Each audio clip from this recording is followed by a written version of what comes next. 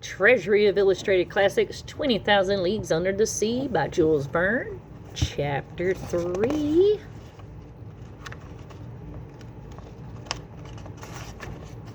Inside the Monster.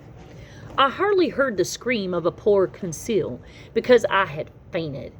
This time I did not expect to be saved. It was too bad that I would never get to study the monster. I was about to be eaten by it. The next thing I knew, I was waking up. Someone was pushing on my chest to get the water out. Soon I was able to breathe more easily. Conseil, Conseil, I moaned. I'm here, sir, he replied, sounding quite alive. Before I had time to figure anything out, I saw another person standing in the moonlight. Why, Ned! Ned Land, I cried in delight. How did you? What on earth? Take it easy, Professor, Ned whispered. By now I had quite awakened. At least I knew one thing for certain. We were not in the belly of the creature. I could see the moonlight shining on the waves. Where's the monster? I asked Conseil. We are sitting on it, sir, he replied calmly. This is no time for jokes, I scolded angrily. He's not joking, said Ned. I rapped my knuckles on the black, shiny thing we were sitting on. Good heavens! It's made of solid steel, I said in surprise. What on earth is it? This is your monster, or your well, or whatever you want to call it, Professor, Ned answered. I fell overboard also, but I was lucky. I found this thing to hold on to, he explained. Well, we'll see how lucky we are when we found out what it is we're sitting on, I said. I now knew that the so-called monster was not even alive. This thing that had scared the whole world was made of steel. It was made by men, but who? Suddenly there was a bubbling sound. At the end of it, then it began to move very slowly through the water. As long as it keeps moving above water, we'll be all right, said Ned. He sounded scared. But if it decides to dive, we're done for. Conseil and I both knew he was right. Since we knew it had an engine, we knew that there had to be a crew inside. It could not run by itself. We searched, but we could not find any way to get inside of it.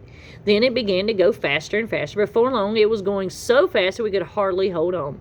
Huge waves splashed up on both sides. We were not only getting soaked, we were going to fall off. Luckily, Ned found a large iron ring that was attached to the steel. We all held on to it. Soon after, the long night came to an end. When the sun rose, I was able to get a better look at what we were riding on. It was large and long. It looked like a gigantic metal fish. It had to be an amazing ship, since it could go underwater.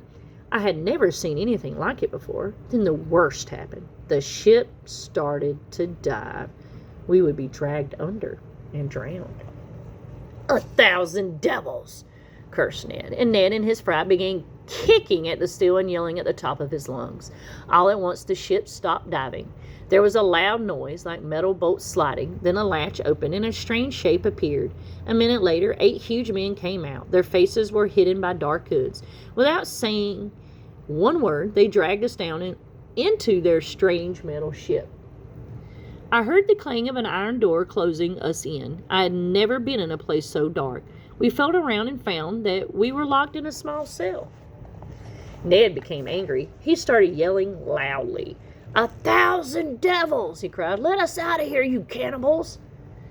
Ned, calm down, please, I begged. Do you want to get us in more trouble? Then we were suddenly blinded by a bright light. When we could see again, there were 2 men standing in front of our cell, one looking very brave and strong. His eyes seemed to look right into my mind as if he knew what I was thinking. We tried to speak to them, but they didn't seem to understand. They spoke to each other in a strange language. Then they left. Later, a masked man brought us some food and clothes. We were hungry and gobbled it down. We were resting, and when Ned became very upset again, he began to scream and bang on the bars.